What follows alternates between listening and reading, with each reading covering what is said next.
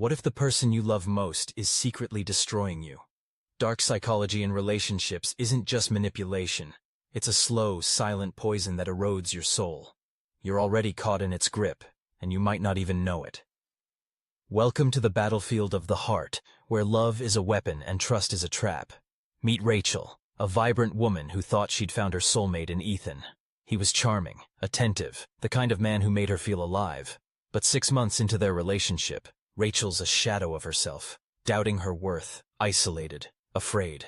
Ethan isn't her savior, he's her puppet master, wielding dark psychology to control her every move. It starts with love bombing, the first weapon of dark psychology in relationships. Ethan overwhelms Rachel with affection. Flowers, late-night talks, promises of forever. She's swept away, her defenses down. But love bombing isn't love. It's a calculated tactic to create dependency. Ethan's praise becomes a drug, and Rachel craves it. When he pulls back, criticizing her for small things, "You're too clingy. You're not trying hard enough." She's desperate to win back his approval. This is intermittent reinforcement, another dark psychology trick. By mixing affection with cruelty, Ethan keeps Rachel hooked, chasing the high of his love. Her brain rewires, addicted to his validation. The stakes are devastating. Her self-esteem, her identity, her freedom. Then comes gaslighting. Rachel notices Ethan's lies, missed calls, vague excuses. But when she confronts him, he twists reality. "You're paranoid," he says, his voice calm but cutting. "You're making this up." Over time, Rachel questions her instincts, her memories, her sanity. Gaslighting is a psychological wrecking ball, dismantling her grip on truth. Ethan's control tightens as Rachel's world shrinks. She stops trusting herself, relying on him to define her reality. This isn't just personal. Gaslighting thrives in toxic relationships everywhere, from partners who deny cheating to abusers who blame their victims. The damage is deep, leaving scars that linger long after the relationship ends. Isolation is next. Ethan subtly undermines Rachel's connections. "Your friends don't get us," he says. "Your family's too judgmental." He guilts her into skipping outings, framing it as proof of her love. Soon, Rachel's alone, her support network gone. Isolation is a dark psychology cornerstone, stripping away external perspectives that could challenge the manipulator's control. Ethan's her only anchor now, and he knows it. Cults use this to brainwash followers, cutting them off from reality. Abusers use it to trap partners, making escape feel impossible.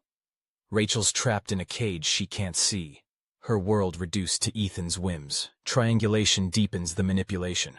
Ethan flirts with a coworker in front of Rachel, then dismisses her jealousy as overreacting. He compares her to his ex, saying, "She was so much more confident." Triangulation pits Rachel against others, real or imagined, fueling insecurity. She competes for Ethan's affection, desperate to prove her worth. This tactic is ruthless, exploiting her need for validation while keeping her off balance. Narcissists use triangulation to maintain power, sowing rivalry to stay in control.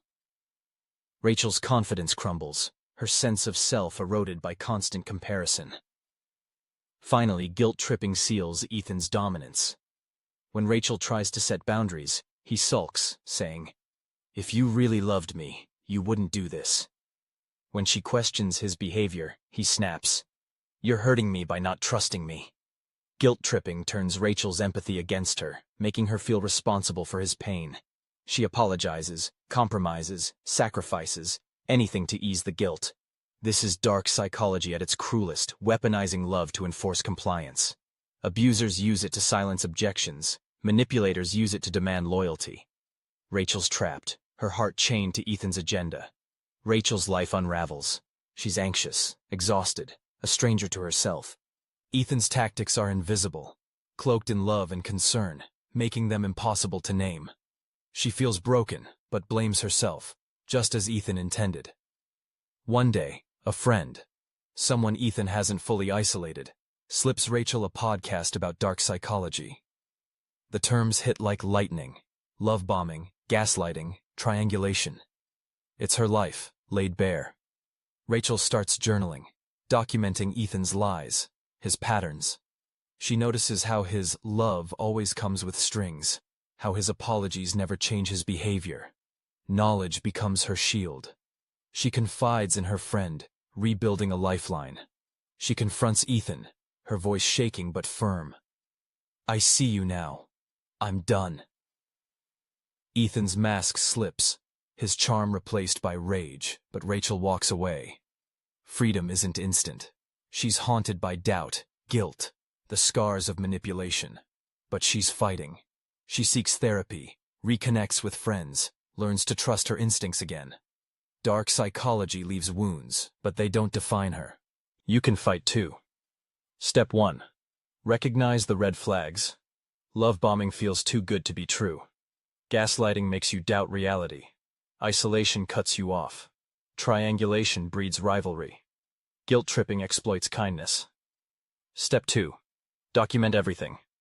Write down conversations, track patterns. It anchors you in truth. Step 3. Rebuild your support. Reach out to trusted friends, family, or professionals. Step 4. Set boundaries. Say no, walk away, protect your heart. Step 5. Trust yourself. Your instincts are your compass. Listen to them. Dark psychology in relationships isn't just personal, it's systemic. Society romanticizes toxic behaviors, calling control passion or manipulation devotion. Media glorifies obsessive love, ignoring its danger. History shows it too. Powerful figures use charm and fear to dominate partners, followers, nations. Today, dating apps amplify it, pushing idealized partners who mirror manipulative tactics. But you're not powerless. Awareness is your weapon. Question love that feels like a cage. Challenge words that make you smaller. Surround yourself with people who lift you up, not pull you down. Rachel's journey isn't over. She's healing, but the echoes of Ethan's control linger. She's stronger now, armed with knowledge, but she knows the world is full of Ethans, charmers, manipulators, predators hiding behind smiles. You'll meet them too, if you haven't already. The twist? Dark psychology isn't just in them, it's in you. Every time you've nudged a partner, used guilt to get your way, or played on emotions, you've touched its power. Love is a battlefield, and we're all soldiers. The question is, will you use dark psychology to control or to understand? To wound or to heal? Rachel chose healing. What will you choose? The heart is a fragile thing. Guard it fiercely.